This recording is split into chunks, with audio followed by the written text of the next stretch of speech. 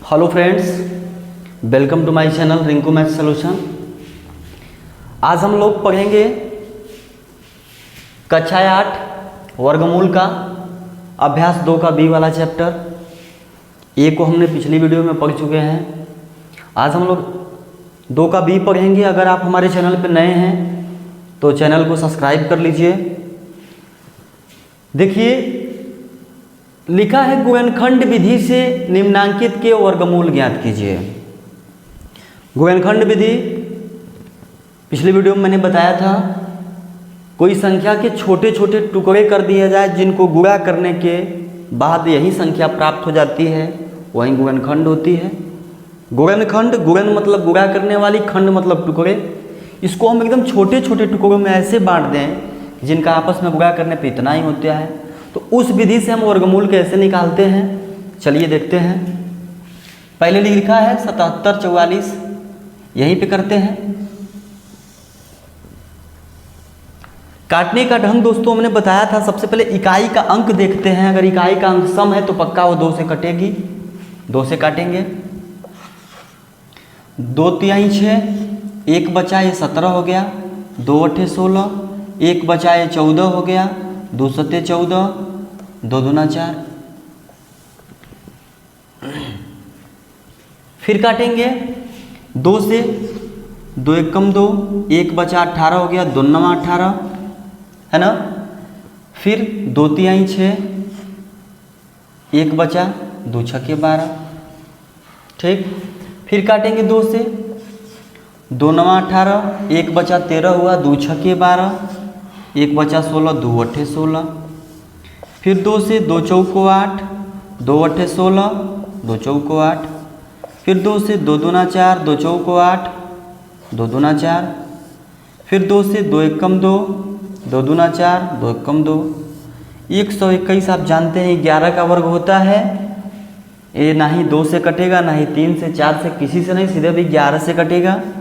11 ग्यारहियाँ होता है 121 और 11 एकम 11। तो इसका जब हम वर्गमूल लिखेंगे तो लिखेंगे 77 44 का वर्गमूल बराबर, पूरे इसी गुणनखंडों को लिखेंगे। 2 दूनी 4 दूनी 8, 1 2 3 4 5 6 बार है, 1 2 3 4 5 6 बार। इसके बाद 11 11 2 बार, 11 गुणे 11। हमने बताया था वर्गमूल में 2 2 का पेयर बनाते हैं। एक पेयर यहाँ से बना, एक पेयर यहाँ से, एक पेयर यहाँ से और एक यहाँ से। यहाँ से एक ले लेंगे 2, यहाँ से एक लेंगे 2, यहाँ से एक ले लिए 2, यहाँ से हो गया 11। गुणा करेंगे 2 दूना 4, 4 दूना 8 और 8 का 11 में करेंगे तो 11 बटे 88। 88 इसका क्या हो गया, वर्गमूल हो गया। ऐसे ही दूसरी संख्या का निकालते हैं। यहाँ पे 116 64।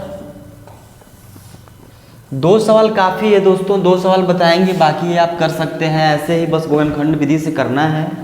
2 से काटेंगे, 2 पचे 10, 1 बचा, 2 अठे 16, 2 तिया 6, 2 दूनी 4। फिर 2 से काटेंगे, 2 से काटेंगे 2 दूना 4, 1 बचा, 2 नवा 18, 2 एकम 2, 2 छक्के 12।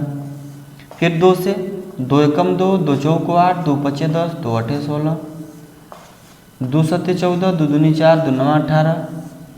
अब आप देखेंगे इकाई का अंक आ गया 9, जो 2 से नहीं कटेगा। 3 से चेक करेंगे, 3 दूना 6, 3 चौको 12, 3 तिरिके 9। 3 से काटेंगे, 3 दूना 6, 1 बचा तो 12 हो गया, 3 चौको 12, 3 तिरिके 9। फिर 3 से काटेंगे, 3 9 अठे 24, 3 एकम 3। फिर 3 से 27 तिया 81 होता है। फिर 3 से 9 3 27। फिर 3 से काटेंगे, 3 तिरिके 9 और ये 3 से काट दिए, खत्म।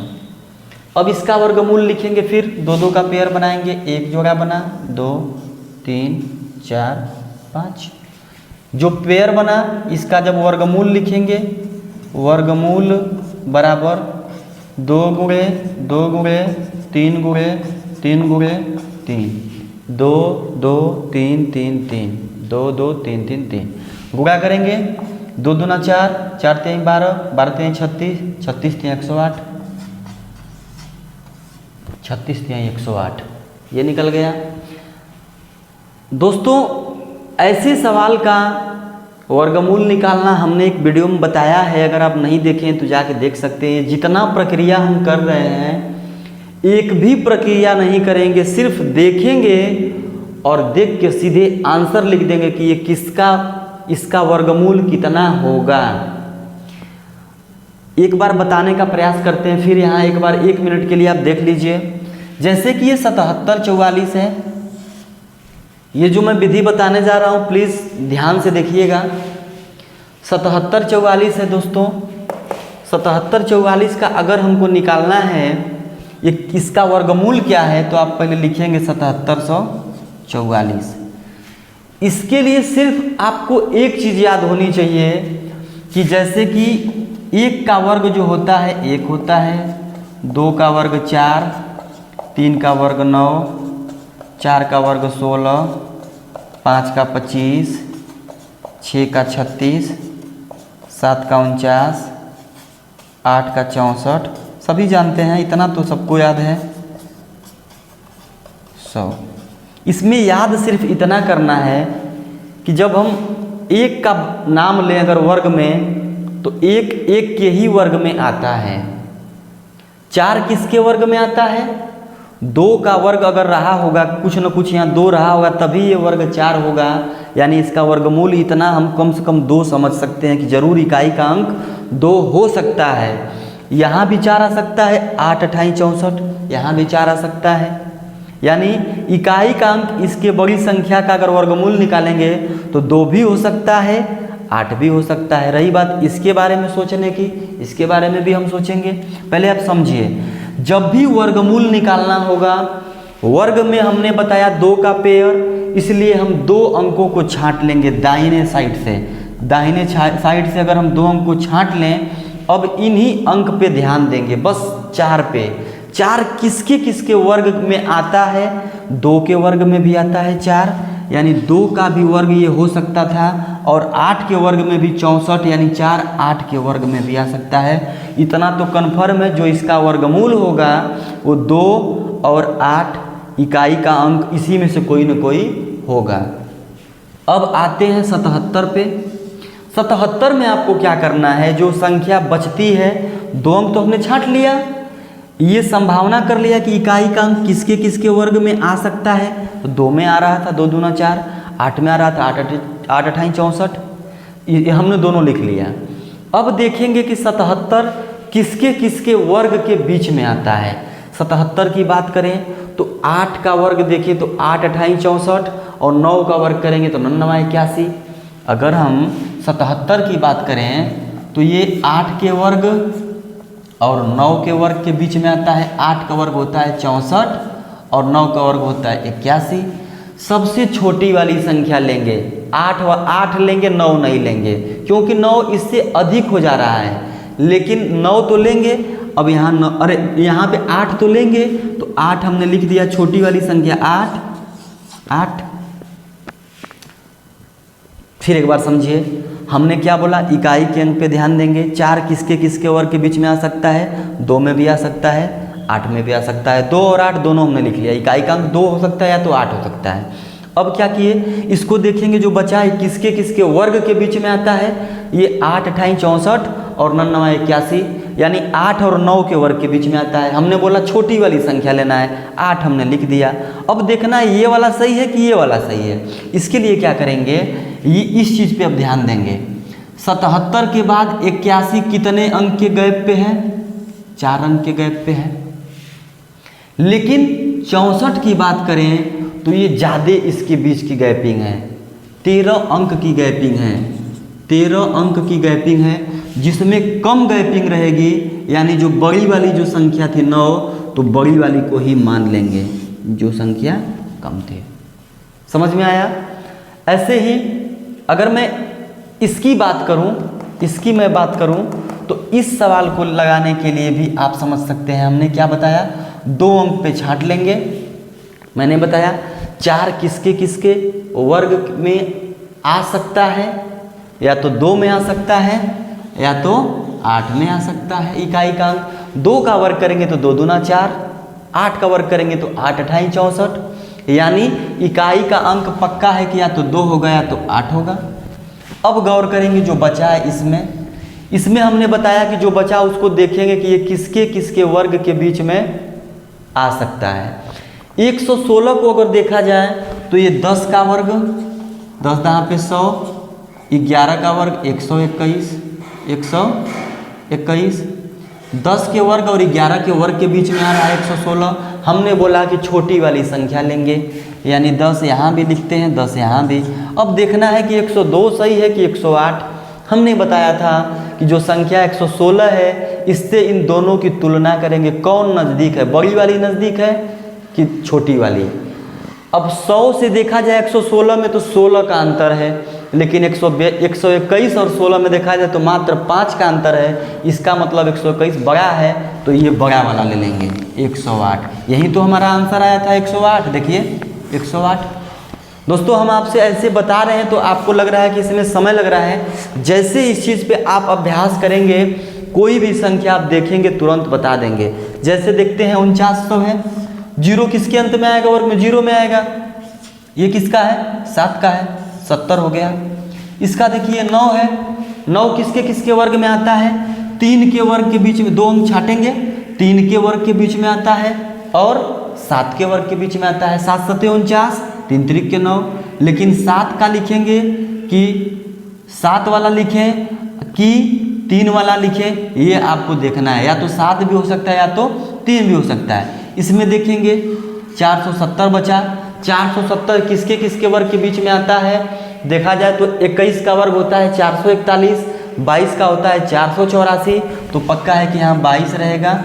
अब देखेंगे कौन सी संख्या सही है। हमने बोला 441 से 70 बहुत अधिक है 21 के वर्ग से, 441 से 70 29 अधिक है। लेकिन अगर 484 की बात करें तो मात्र 14 अधिक है, यानी बड़ी वाली संख्या हो गई 227। इसका निकल गया। लेकिन आप निकालेंगे गुणनखंड विधि से, क्योंकि ये आप वनडे एग्जाम में नहीं बैठे हैं कि आपको टाइम बचानी है, जल्दी से कर लें। आपको सवाल गुणनखंड विधि से लगानी है। हर चैप्टर में हर टाइप में एक एक 2 सवाल बताएंगे, बाकी आप लोग लगाइएगा। चलते हैं दूसरे सवाल में। गुणनखंड विधि से निम्नांकित के वर्गमूल ज्ञात कीजिए। 625 का आप जानते हैं कितना होता है, 625 का अगर आप देखें तो होता है 25। आप निकालेंगे ना ऐसे, 625 का ऐसे निकालेंगे, ऐसे 5 से काटेंगे 125, फिर 5 से काटेंगे 25, 5 से काटेंगे 5, 5 से काटेंगे 1, जोड़ा 2 का हमने बताया था बनाना है, यानी 5 गुणे 5, 5 गुणे 5 मतलब हो गया 25। ऊपर का हो गया 25, नीचे वाला देखेंगे 1296। अगर 1296 का आप निकालेंगे, 1296, कभी भी आप दोस्तों ध्यान दीजिएगा, 1296 मैंने क्या बताया था, 6 2 अंक पे खाँच लेंगे। 6 किसके वर्ग के बीच में आ सकता है, 6 सिर्फ 6 ही के वर्ग में बीच में आता है और 4 में आता है। जैसे कि 4 चौको 16 और 6 6 के 36, 6 दोनों के वर्ग में आता है। इसका मतलब यहाँ पे 6 भी हो सकता है और 4 भी हो सकता है। अब देखेंगे 12 किसके किसके वर्ग के बीच में आता है, 12 3 और 4 के वर्ग में बीच में आता है। छोटी वाली संख्या लेंगे 3, ले लिए 3। अब देखना है कि 36 को लें कि 34 को लें, तो 3 का वर्ग देख रहे हैं 3 3 के 9, 12 से 3 कम है, और 4 का देख रहे हैं तो 4 चौको 16, 12 से 4 अधिक है। ये 3 वाला छोटा वाला संख्या यानी 36 का वर्ग हो गया, यानी सीधे सीधे लिख देंगे ये 25/36। हालांकि आप निकालेंगे 1296 का ऐसे लिख के गुणनखंड विधि से, है ना। ऐसे ही आप इन सब का भी निकालेंगे। 529 होता है 23 का, 196 होता है 14 का, है ना। इसके लिए इसको बोलते हैं मिश्रित भिन्न जो होती है, जिसको सही बटा में हम बोलते हैं, इसको पढ़ते हैं 4 सही 29/49। इसमें हम क्या करते हैं, इसका इसमें गुणा करते हैं और इसको जोड़ देते हैं। इसका इसमें गुणा करके इसको जोड़ देंगे, है ना। अगर जोड़ा जाए तो 49 चौको होता है 196, 49 चौको 196, 196 में अगर हम 29 जोड़ेंगे तो 225 होगा। 196 में अगर हम 29 जोड़ेंगे तो 225, यानी इसको हम लिख सकते हैं 225 अब बटे में 49। 225 दोस्तों आपको पता है 15 का होता है और 49 7 का होता है ना। तो ऐसे ये सारे दोनों सवाल आप लगाएंगे। बाकी चलते हैं अगले सवाल पे।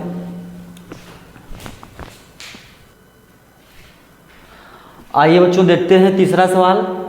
एक बाग में आम के 2304 पेड़ हैं, प्रत्येक पंक्ति में उतने ही पेड़ हैं जितनी की बाग में पंक्तियां हैं। बाग में कुल कितनी पंक्तियां हैं?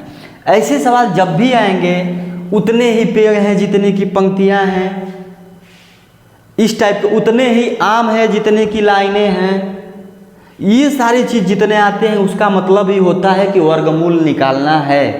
क्यों इसका मतलब वर्गमूल निकालना होता है ये भी हम समझते हैं। पहले समझिए आप, हम बोले कि हमारे पास टोटल 9 आम है। कितने आम हैं? 9 आम। हम बोले हमारे पास टोटल 9 आम के पेड़ हैं। उन 9 आम के पेड़ को हम ऐसे लगाए हैं कि एक लाइन में उतने ही आम है जितने की लाइनें हैं। यानी एक आम में, एक लाइन में 3 आम और 3 लाइनें भी हैं, 1 2 3, चाहे 1 2 3। इसका मतलब क्या हुआ? तो बोला कितनी लाइनें हैं चाहे कितनी पंक्तियां हैं। तो कितनी पंक्तियां? 1 2 3। 9 आम था, 3 कैसे आया? वर्गमूल निकाला। सेम ऐसे ही 2304 का वर्गमूल निकालेंगे। 2304 का वर्गमूल निकालेंगे। 2304 का आप वर्गमूल निकालेंगे तो ये होता है 48 का। फिर भी देखते हैं 2 से, 2 कम 2, 2 कम 2, 2 पचे 10, 2 दूना 4, 2 पचे 10, 2 सत्ते 14, 2 छके 12, 2 दूनी 4, 2 अट्ठे 16, 2 अट्ठे 16, 2 कम 2, 2 सत्ते 14, 2 36, 2 से 18, 18 को अब काटेंगे, 2 से 2 9 18, 3 तिरिके 9, 3 एकम 3। मतलब टोटल अगर हम लिखें 2304 को, जो इसके गुणनखंड हुए 1 2 3 4 5 6 7 8 बार 2 है, 3 बार लिख दिया, 4 बार 5 बार 6 बार 7 बार 8 बार, और 2 बार 3 है, 3 गुणे 3। हमने क्या बताया था? वर्गमूल का मतलब 2 2 का पेयर बनाते हैं। ये एक पेयर, 2 3 4 5, यहाँ से हमको मिला 2, यहाँ से भी मिला 2, 1 2 3 4, 4 बार 2 मिला और 1 बार 3 मिला। गुणा कर देंगे, 2 दूना 4, दूनी 8, दूनी 16, 3 48 है ना, 48 आ जाएगा। कैसे हम जाने कि ये 48 का है?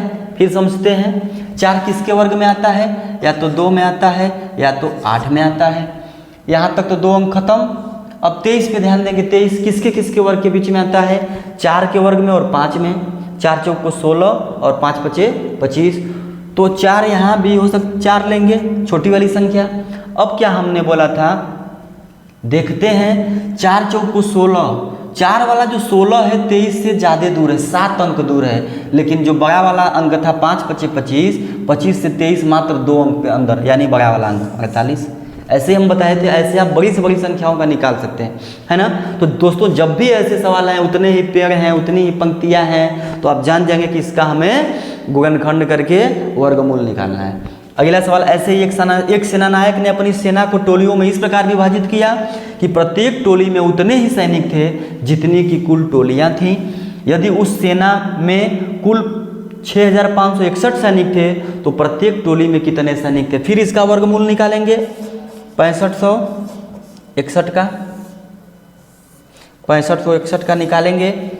काट के देखिए कितने 3 से कटता है। 3 दूना 6, 3 एकम 3, 2 बचा 3 वगैरह 24, 2 बचा 3 3 सते का कटेगा।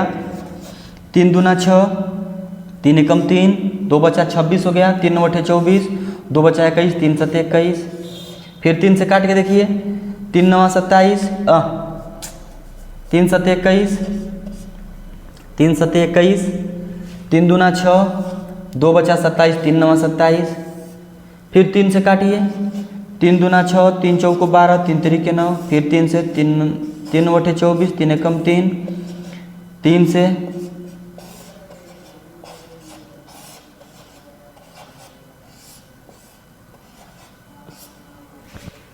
है ना। हमने क्या बताया, दो दो का पेयर बनाएंगे, 3 3 3 3, 3 त्रिक 9, 9 त्रिक 27, 27 तिया 81, यानी 81 इसका आंसर। प्रत्येक टोली में कुल कितने सैनिक रहे होंगे, 81, यानी ये 81 ऐसे सैनिक रहे होंगे, ऐसे भी और ऐसे भी, और 81 लाइनें भी रही होंगी, जैसे हमने ये बताया है ना। बाकी अगले सवाल पे चलते हैं।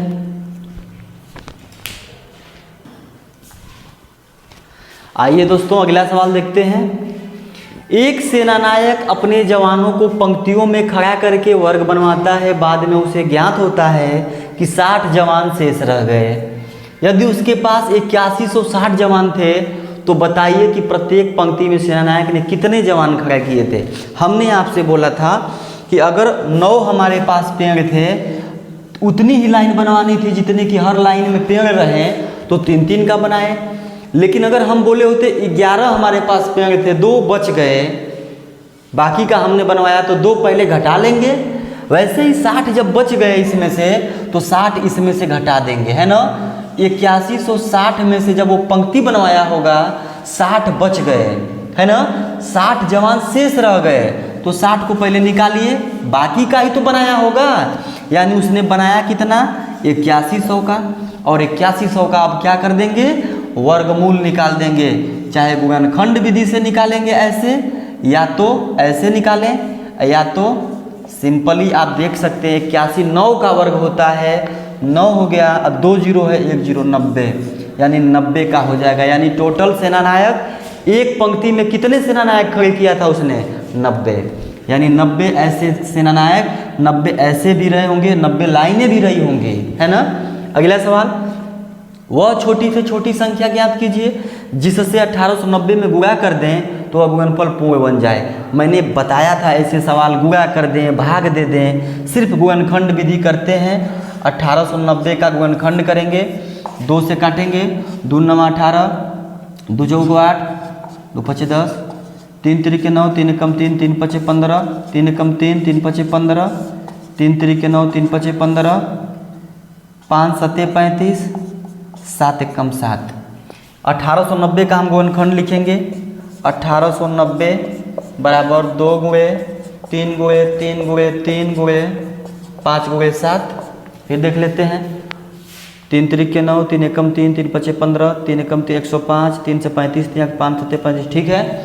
अब क्या करते हैं इसमें, आप बात बताइए, इसने बोला है कि किससे गुणा कर दे कि पूर्ण वर्ग बन जाए। अगर इससे संबंधित आप सवाल नहीं जानते हैं तो आप जाके हमारे डिस्क्रिप्शन में हमने लिंक डाल दिया है, उसमें हमने लिखा है कि परीक्षाओं में पूछे गए कुछ महत्वपूर्ण सवाल, उसमें आप जाके खोज सकते हैं। यहाँ से अगर देखा जाए दोस्तों, अगर पूर्ण वर्ग बनाना है, इसमें देखिए यहाँ से ये तो मिल जा रहा है, 1 2 की कमी है, एक और 3 रहता है इसकी भी कमी है, एक 5 की कमी है, एक 7 की कमी है। जब 2 2 रहते तभी तो, अगर इसमें हम 2 से गुणा और कर देते तो ये भी एक जोड़ा बन जाता, अगर एक 3 का गुणा और कर देते तो इसका भी पेयर बन जाता, 5 का भी कर देते तो इसका भी, 7 का भी करते तो इसका भी। यानी इतने लोगों की कमी है, इतने लोगों की कमी है इसमें गुणा बनाने के लिए, तो इसी का आपस में गुणा कर देंगे। जिसका पेयर नहीं बनता है, जिसकी कमी होती है, उसी से गुणा कर देंगे तो बन जाएगा। भाग देने की बात होती, जो एक्स्ट्रा बच रहे हैं इन्हीं से भाग दे देते तो बन जाता, लेकिन गुणा करके बनाना है। इन सब का गुणा, 2 3 6, 6 5 30 और 3 7 21, 210, है ना। इसमें चलते वह छोटी छोटी संख्या ज्ञात की जिसमें 9408 में भाग देने पर भागफल पूर्ण बन जाए।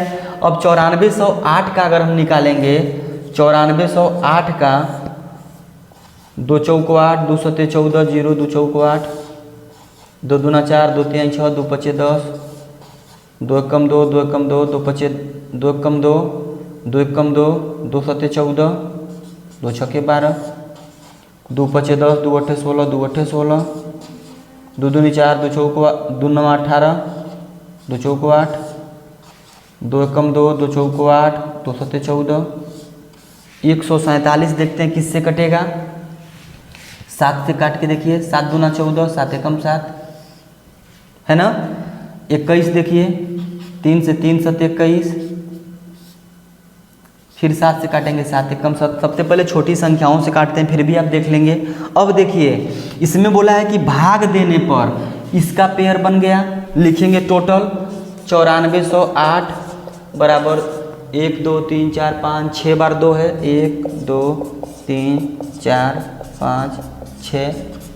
इसके बाद 2 बार 7 है, 1 बार 3 है 3 और 2 बार 7 है। अब दोस्तों लिखा है कि भाग देने पर पूर्ण वर्ग बन जाए। आप देखिए इसमें हम किससे भाग दें कि पूर्ण वर्ग बन जाए। ये तो पहले से बना हुआ है, ये भी बना है, ये भी बना है, ये भी बना है। कौन एक्स्ट्रा हो रहा है? 3। अगर इसी 3 से भाग दे देते तो ये पूरा पूर्ण वर्ग बन गया ना, तो वह छोटी से छोटी संख्या क्या हो जाएगी? 3। आज के लिए इतना ही।